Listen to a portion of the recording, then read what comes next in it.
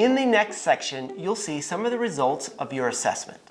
Before jumping straight into the analysis, we'd like to provide you with 2 additional bits of information.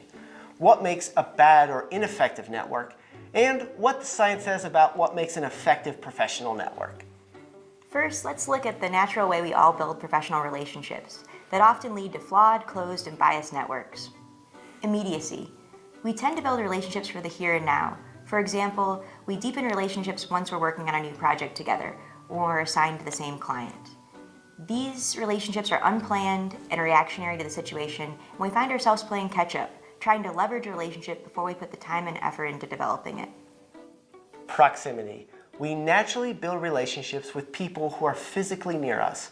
We used the Leader Network Diagnostic to map out an R&D company that was split between 2 floors in an office building, and we found a stark divide in the network. The truth was that even though they were in the same building, hardly anyone made connections across the floors. Similarity. We tend to build relationships with people to whom we're similar. That could be age or race, but could also be if we have kids of the same age, or enjoy the same hobbies, went to the same school, or had the same political affiliation. We're drawn to people that are like us. Or who are people who are obsessed with networks.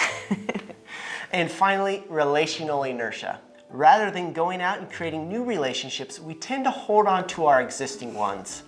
And the reason we do that is, well, it's just easier.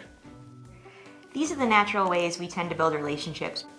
But when we have a network filled with relationships like these, based on immediacy, proximity, similarity, relational inertia, it can lead to a closed and insular network with lots of groupthink. This kind of network doesn't help us further our careers or advance our companies. So what does the science say about what makes an effective network?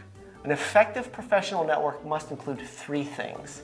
And we use the acronym ODD, or ODD, for remembering these 3 elements. An effective network is open, diverse, and deep.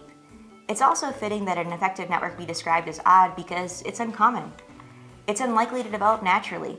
Developing an open, diverse, and deep network requires purposeful, intentional effort. Open. You get the value from your network when not everyone in your network knows each other. This represents new avenues for future connections, access to differentiated, unique information, and the ability to make introductions in your network. Diverse. A diverse network provides you with different perspectives and the opportunity to be challenged. You gain value when people in your network are different from you and different from each other. Lastly, deep. The depth of your network is measured by how strong your relationships are. One major benefit of a good network is receiving support and help from your connections when you really need it, and this requires depth.